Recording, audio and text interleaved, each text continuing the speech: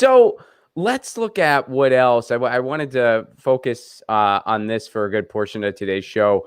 Because yesterday was the last day of assembly, the last day of the session. So here's what they did do. And there's some reason, there are a few things here that are good, a few things not so good. So let's kind of take a look at a summary here. Here's what California lawmakers did on their last day of session. So the end of California's legislative session was beleaguered by COVID-19, wildfires, of course, a tanked economy, and a looming eviction crisis. Sleep tight, America. All right, so here's some of what happened. So here, this is, at least some temporary good news as far as people aren't going to be kicked out of their homes. Eviction relief. Lawmakers passed and Newsom signed AB 3088, one of the most closely watched bills extending a halt to evictions for unpaid rent as a result of the COVID-19 pandemic. Newsom said the bill was a bridge. We need a real federal commitment, blah, blah, blah. The states. So here's what's going on. It pauses evictions through January 31st as a result of unpaid rent in the first 6 months of the pandemic. To be eligible for the protections, renters would have to fill out documents certifying that they were impacted by COVID-19. Tenants also would have to pay at least 25% of their rent starting in September. Now, here's some not so great parts of this. The bill, however, does not forgive any missed rent payments. Landlords could recoup any unpaid sum in small claims court starting in March. Now, here's the other part. Evictions not related to unpaid rent, for example, as a result of nuisance complaints or the owner remodeling, for example, could restart when the current eviction moratorium ends September 2nd. The legislation would also offer some foreclosure protections for small landlords. So here's a question. What's stopping? Couldn't some landlord just say, I need to remodel, you need to get out of here? Is that what that means? Could they just do that and then still kick people out of their homes? I don't think in this particular climate, I think if a landlord was to try to pull that move, I think that there would be bite back. And I think that landlords, and, I don't want to give all landlords a bad name, but I do think that many landlords, especially big landlords, rely on the fact that not everybody is knowledgeable about their rights, not knowledgeable about state laws, local and federal laws. So I think they will try to use that to their advantage. Here in LA, we, have a supposed moratorium on evictions, but at the same time, people are still being evicted. I'm still seeing things all over online saying, these people are being evicted. And, I think that even though it's not necessarily allowed under law, like I said, I think that a lot of big business landlords are taking advantage of tenants that might not know any better, unfortunately. Yeah, I mean, that's the thing. I mean, I'm glad this passed. I'm glad there's something to keep people in their homes. Are you glad it passed? Well, I mean, yes, but of course. But, I'm also at the same time disappointed that, my own city that I live in, Los Angeles, one of the most progressive cities in the USA, didn't vote for something like that. You'll hear all of the city council members say that, that there is an eviction moratorium, but there's not a true blanket eviction moratorium right now. And that's really messed up. Yeah. So let's see what else. So here's the part where they talk about police reform. Police reform, despite a strong push. Now, they mentioned the SB 731, which is the thing we just covered. That did not pass, which it's ridiculous that it didn't. Time also ran out for SB 776, which would have made more complaints of police violence subject to open records laws and require those complaints, which are currently retained for 5 years, to be retained indefinitely. Well, why keep records of this? Why keep another bill, AB 66, which would have banned rubber bullets, tear gas, and other less lethal crowd control tactics on protesters, also failed when time ran out. So that whole not committing war crimes against our own people, that failed. Sorry. It blows my mind. It blows my mind. You got to be kidding. On the same day, there was yet another shooting, too. Again, to just reiterate, same day that there was another shooting. They're like, oh, sorry, we can't. You know what's crazy? What if, I've talked about this before. Let me get your take on this, baby. What if we what if cities started treating police officers like teachers and teachers like police officers? What if they just flipped it? What if they were just like, we were going to cut funding to education, but we don't want to make the teachers mad. The teachers might get mad if we do that. So sorry, we're not going to be able to touch education. We can't do that. We're just going to leave education as it is because we want these teachers to be happy. Oh, you got an F? You must have deserved it. What did you do to deserve it? And then on the other side for police officers, like, sorry, you're going to have to buy your own gear. Exactly. That's what I was going to say. You're going to have to buy your own supplies. Just like so many freaking teachers, not just in this state, but in the nation. Yeah, I would love to see cops have to buy their own. You got to buy your own handcuffs, your own handgun, your uniform. It's just so bogus. It's so bogus, the priorities that, you often think about this on a federal level, but as we're seeing right now, this is also on state levels in states that are supposedly progressive, supposedly very blue. And it's just so messed up. I mean, what is it going to take for our elected officials to vote in the way that people want them to vote? Yeah. I mean, well, there have been all those academic studies. Like, I mean, some of them were by, I think Princeton did a big one, and I think Harvard as well, where they kind of did an analysis on public opinion. And then they did an analysis of what policies actually go through. And they found that not only does the government ignore public opinion, they actively work against it. Like, they work against public opinion. They actually do the opposite of what people want. And we see that now, especially at the federal level. We're seeing it right now. Well, I think it makes sense that it's that we see it the most at the federal level because, when you look at the grander scheme of things, our greater society, not just right now, but in the course of our recent and further past history, they don't want the people to realize that they have the power. They don't want the people to be making the decisions. It is my firm belief that our government is trying everything in their power to enable the status quo to continue. And they will do everything in their power to make sure that the status quo continues to happen. And, I think people are really wising up right now. People are wising up, not only just that their individual voice matters, but they're wising up because there's so much more information available right now because of the internet and social media.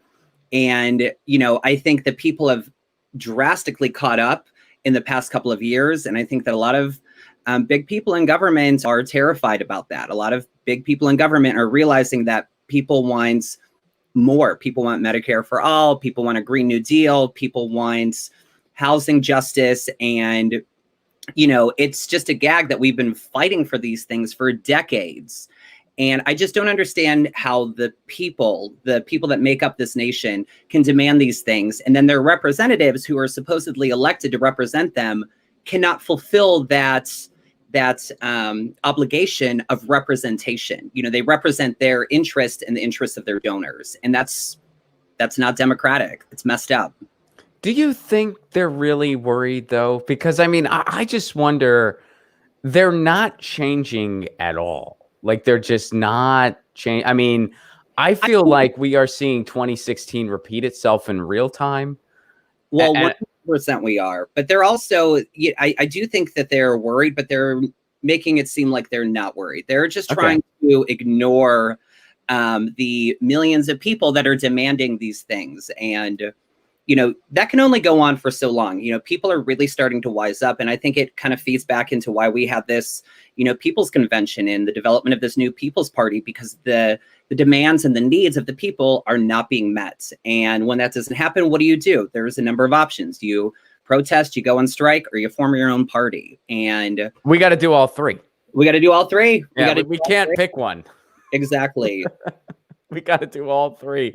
And I don't think we quite have the numbers we need yet. And I'm just being objective. What do you think? Do you agree? I think, objectively speaking, from, looking at the attendance of the People's Party convention and the interest, I do agree with you. But I do think that there's a hesitation. People are skeptical of forming a new party because when they think of third parties, they think of the Green Party, the Libertarian Party, and they see how, unfortunately, ineffective those parties have been in the grander scheme of things. And so I think that people are afraid that their vote is going to be lost if they vote for a third party. But again, that fear feeds into why this duopoly, why the binary system of Republican or Democrat carries on. But when you look at it, for as many differences that there are in political values and ideals, the Republicans and the Democrats are a lot closer at face value than I think real Americans are. There are varying opinions. There are conservative people, there's liberal people, but I do believe that there are so many more very progressive people who are to the left of what the DNC is presenting right now. But the DNC is presenting this as, as being the progressive platform when it's not whatsoever. It's the status quo platform. No, it'd be considered a right-wing platform pretty much in any other democratic experiment in the world. That's the T. That is the T, Ron. Yeah. I mean, and I've said something similar where, I've said this before, where if I honestly believed that what we see in government, the Overton window, the small, narrow, permissible range of conversation, if I honestly thought that reflected all the people here, I would have left a long time ago. I really would have. If I honestly believed I live in a country where everybody is either right wing or a neo-fascist, I would have left. I don't believe that well, I know that's not the case. I don't believe that for 1 second. That doesn't reflect the people who live here, not even close. But when you have two parties who have the same owners, who have formed this organized duopoly, and it really is just like a business for them.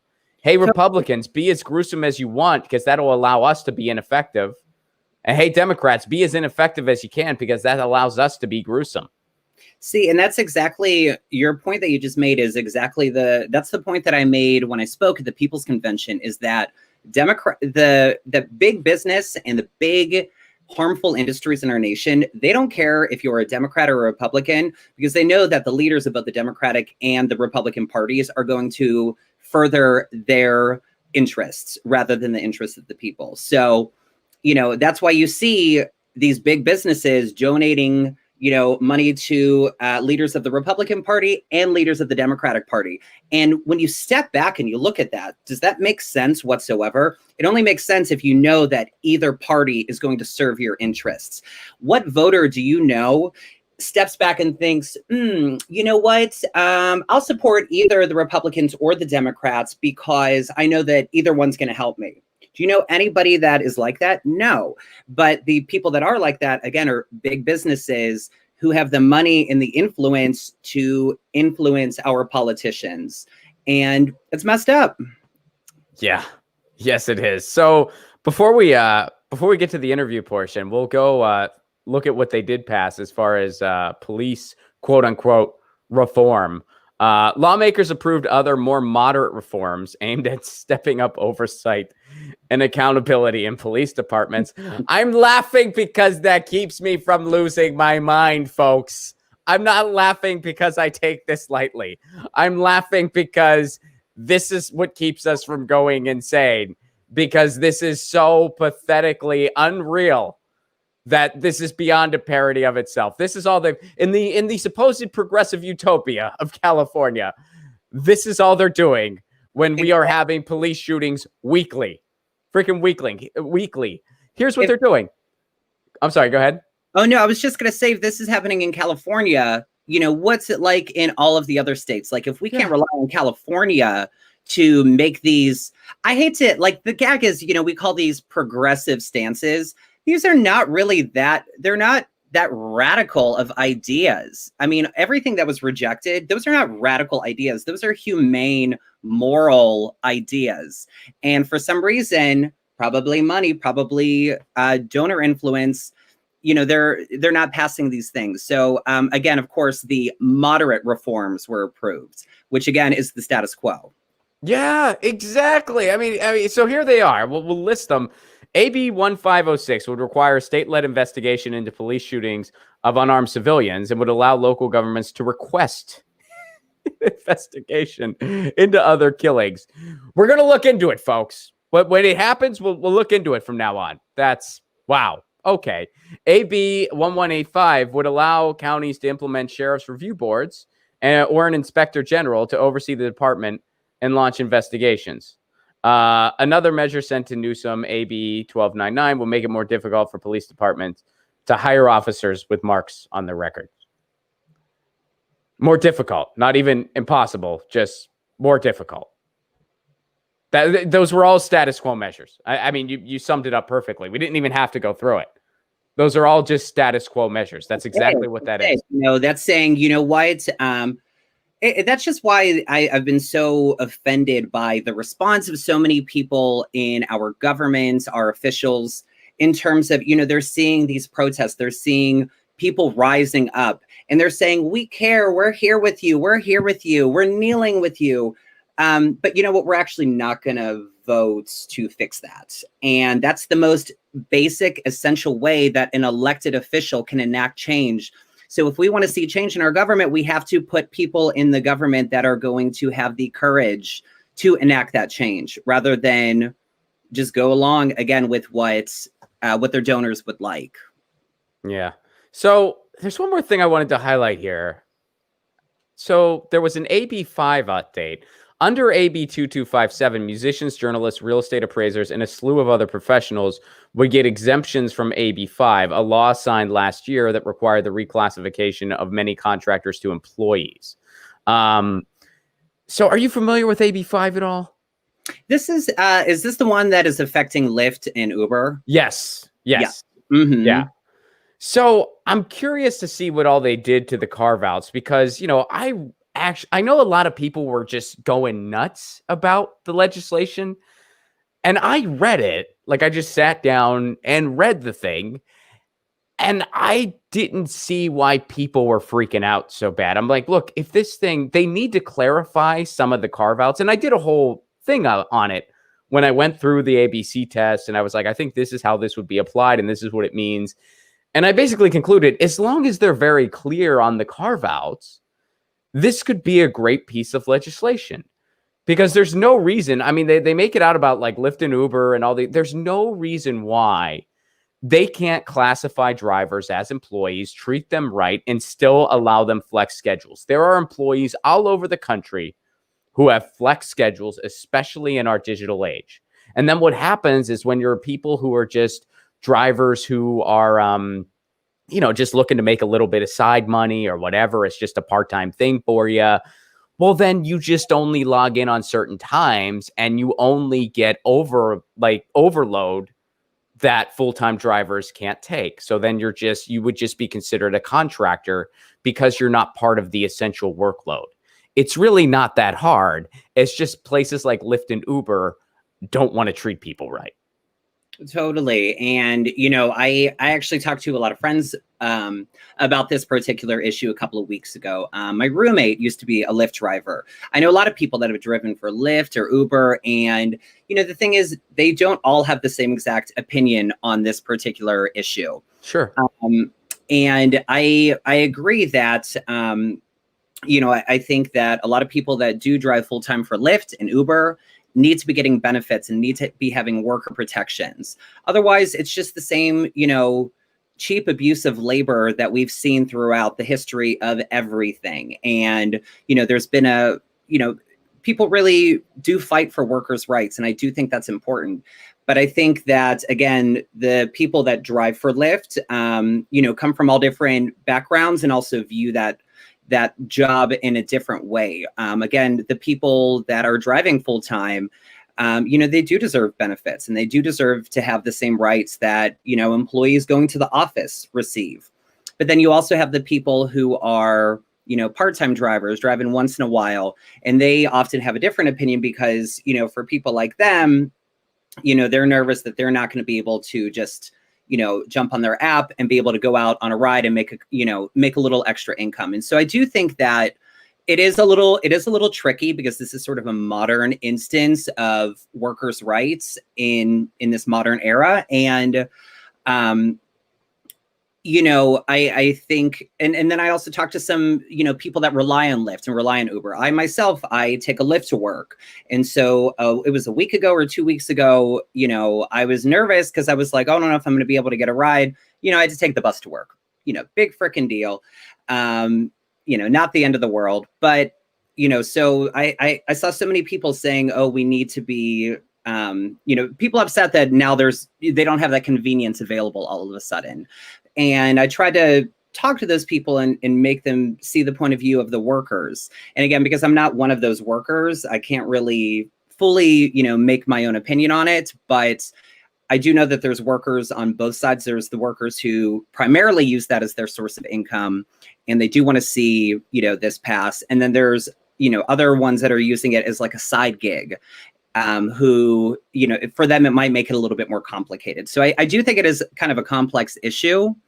And I'm really curious to see how it goes. Yeah, and certainly it is. And everything I said, I mean, I do think there's an easy way to accommodate. Well, maybe easy is not the right way to put it, but I do think there is a fairly feasible way to accommodate everybody where everybody still wins, except the CEOs. They have to give up a little bit more. 100%. They're still going to be rich. They're still going to be rich. They just have to give up a little bit more to treat the people who generate their wealth properly, which of course they don't want to do. But with everything I say, I also have to have the asterisks, because the reality of the situation is, of course, there's a chance our elected officials could fuck this up. Totally. Of course, there's that chance. Seems like they did. But the other thing is, this would be a different story if this was like, more of a mom and pop business. We're talking about Lyft and Uber, which, they make Uber money. They make tons and tons of money. They have the money to support this initiative. I feel like it would be more concerning if it was a smaller company. But of course, the smaller company wouldn't attract the attention that Uber or Lyft does, because they've become, a mega part of transportation and the economy in a lot of cities. It might be different in more rural areas, but in cities, all of my friends use Lyft, all my friends use Uber. Even if they have a car, it is a really great convenience. So, that the money is there for it to happen. It's just a matter of, are they going to be willing to give up that money for their employees? And I hope that's the case. I hope that, I do hope that Lyft drivers and Uber drivers get benefits and are treated like real employees rather than just side giggers. I'm with you. So we'll see how they roll out the carve outs. But yeah, there are some more interesting particulars there. Get your news on with Ron. Don't you want to know what's going on? We're getting our news on today. Get your news on with Ron. Don't you want to know what's going on? We're getting our news on today. You can tweet me an article at Ron Placone. We'll go through it together and make it our own. Get your